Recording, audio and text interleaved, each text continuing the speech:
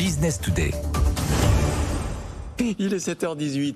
Avec notre invité, on va reprendre un peu notre sérieux parce que Jean-Marc Daniel était tout excité et qu'on parle nous aussi latin. Civis pacem parabellum, évidemment parce que l'heure est grave. Bastien Mancini, président de DLR, l'heure est grave et l'heure est au réarmement et à l'idée de se protéger au cas où le pire pourrait arriver. C'est votre mission notamment avec vos drones que vous fabriquez, des petits, des grands, des drones qu'on peut qualifier de kamikazes, en tout cas qui sont très utilisés par les Ukrainiens aujourd'hui. Et la France a décidé de passer une commande de 2000 drones.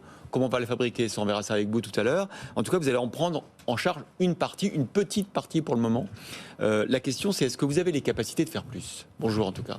Oui, alors déjà pour commencer, on a des drones qui volent en Ukraine alors depuis 2016, des drones d'observation, et puis il y a une commande importante du ministère des Armées l'an dernier, avec 150 drones qui volent aujourd'hui sur le front et qui donnent satisfaction pour de l'observation.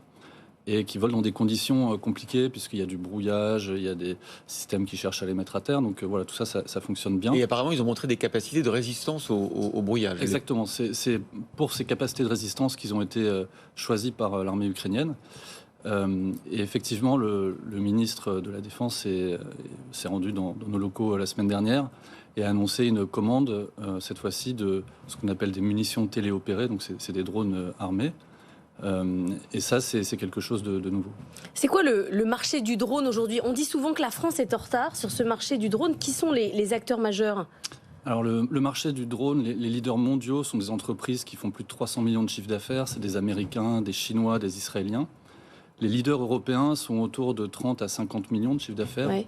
Et en France, vous avez Parrot qui fait voilà, des chiffres d'affaires assez significatifs. Qui s'est spécialisé dans la défense d'ailleurs maintenant. Et qui se spécialise dans la défense en effet. Et puis vous avez beaucoup de petites entreprises.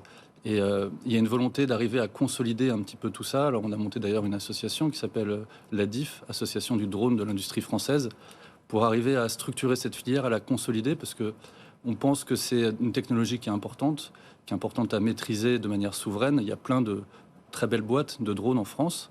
Et c'est en travaillant ensemble qu'on va réussir à faire ce que vous disiez tout à l'heure, comment on va arriver à produire beaucoup de drones.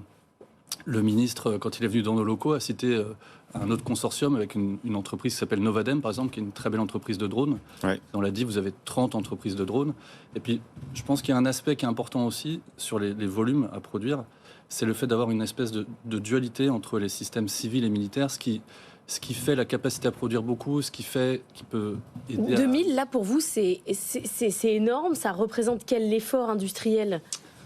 Non, alors déjà 2000, c'est pas pour nous, mais nous, si vous voulez, on faisait des drones pour des géomètres il y a 8 ans, et on était sur des cadences de l'ordre de 1000 par an. Et c'était ça qu'on visait. Donc, dans le civil, c'est des cadences qui sont tout à fait prenables. Les drones jouets, les cadences sont à plusieurs centaines de milliers par an. Les drones professionnels, c'est des cadences de plusieurs milliers par an dans le civil. Et donc là, une demande militaire de ce type-là, c'est pas quelque chose qui paraît insurmontable, mais c'est en le faisant tous ensemble, en tant que filière, qu'on y arrivera. Mais par exemple vous, parce que la question de l'or, effectivement, on vous en commande quelques dizaines pour le moment. Est-ce que vous seriez en capacité, imaginons qu'on ne sait pas, que la crise s'accélère, qu'on ait besoin de fournir beaucoup plus vite ces drones de combat, est-ce que vous seriez en capacité de monter en charge? D'abord, vous êtes situé où géographiquement? Est-ce que vous pourriez retrouver les compétences? Est-ce que vous pouvez agrandir vos sites de production? J'imagine qu'on vous pose la question à la Défense. Oui, alors oui, on en est capable. On est basé à Toulouse. Dans notre cas, chez DLR, on maîtrise, on conçoit et on fabrique tout nous-mêmes. Et déjà, on fabrique déjà quelques centaines de drones par an. Par les commandes qu'on a reçues récemment, on a été amené à augmenter nos cadences. Mais le fait de maîtriser nous-mêmes la conception, la production, finalement augmenter les cadences chez nous, c'est essentiellement embaucher des personnes en plus, les former, acheter des outillages supplémentaires. Mais le fait de maîtriser ça nous permet d'augmenter ces cadences. Alors, ça ne se fait pas de manière immédiate, mais c'est quelques mois. Et on apprend, évidemment, en le faisant. On avait été un petit peu optimiste l'an dernier sur les délais. Ça a été un petit peu plus long que ce qu'on pensait, mais finalement, ça s'est très bien passé. Vous êtes une PME, vous faites une dizaine de millions de chiffres d'affaires. Bien sûr, avec cette commande, ça va augmenter. Est-ce que ça a un sens de rester PME indépendante, ou est-ce qu'il ne faudrait pas plutôt aujourd'hui s'adosser à un industriel, à Airbus, à MBDA? Comment vous voyez la suite ? Alors, c'est une question complexe. Les leaders mondiaux du drone aujourd'hui sont plutôt des ETI qui sont issus de PME. C'est ça qu'on observe dans le paysage. Donc, notre ambition, c'est d'arriver à constituer une ETI. Oui. Comment, ça reste à définir, mais en tout cas, je pense que la bonne taille, c'est d'être à la fois suffisamment petit pour être réactif et suffisamment grand pour exister dans le marché mondial. Il faut un peu de concentration quand même, parce que vous disiez, il y a beaucoup d'acteurs, Ouais, c'est ça le... Je pense qu'il faut arriver à construire une entreprise de plusieurs dizaines de millions, voire centaines de millions d'euros en France. Et quand vous disiez comment on finance? Parce qu'on voit que notamment dans le domaine aéronautique, avec toutes les nouvelles PME françaises, elles ont du mal justement à trouver en Europe les financements nécessaires pour grandir. Est-ce que vous, c'est le même constat?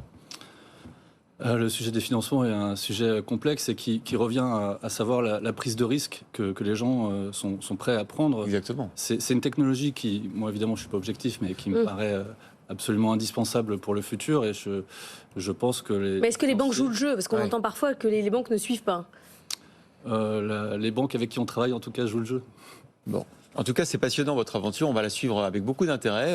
Bon courage pour cette montée en charge et en puissance, qui est évidemment stratégique pour le pays et notre industrie. Bastien Mancini, président de Delair, était donc notre invité après ce contrat, ce nouveau contrat du ministère de la Défense pour notre armée et pour l'armée ukrainienne. Et vous avez confirmé que vos drones volent actuellement sur les terrains en Ukraine. Merci à vous.